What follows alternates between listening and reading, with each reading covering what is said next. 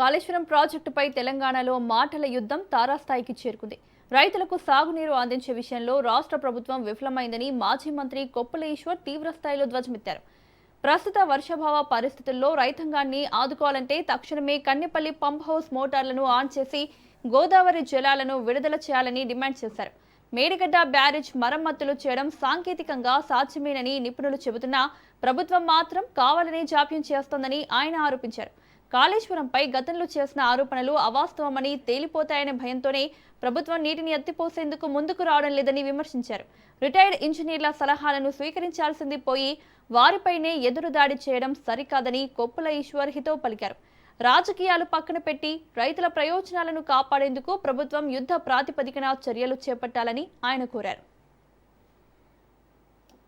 తెలంగాణ రైతులు ఈ రోజు చాలా ఆవేదనతో ఉన్నారనే విషయాన్ని కూడా ఈ సందర్భంగా నేను మనవి చేస్తా ఉన్నాను. ఇంకా ఒక విషయం ఏంటంటే ఈయనకు తెలంగాణ ఉద్యమంతో సంబంధం లేదు.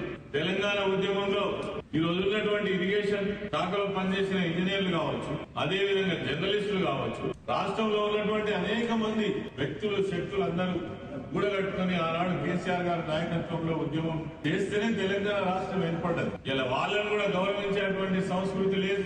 అదే విధంగా ప్రెస్ మీట్ సందర్భంగా ఒక జర్నలిస్ట్ సార్ మరి పంటలకు నీళ్ళు ఎట్టిస్తారని అడిగితే వాళ్ళని కోసి రక్తం చల్లితే పంటలు పండుతాయని ఇంత కర్కశంగా, ఇంత మూర్ఖంగా, ఇంత దుర్మార్గంగా మాట్లాడినటువంటి ముఖ్యమంత్రిని కూడా మనం ఎప్పుడు చూస్తున్నాం. తెలంగాణ రైతులు ఈ రోజు చాలా ఆవేదనతో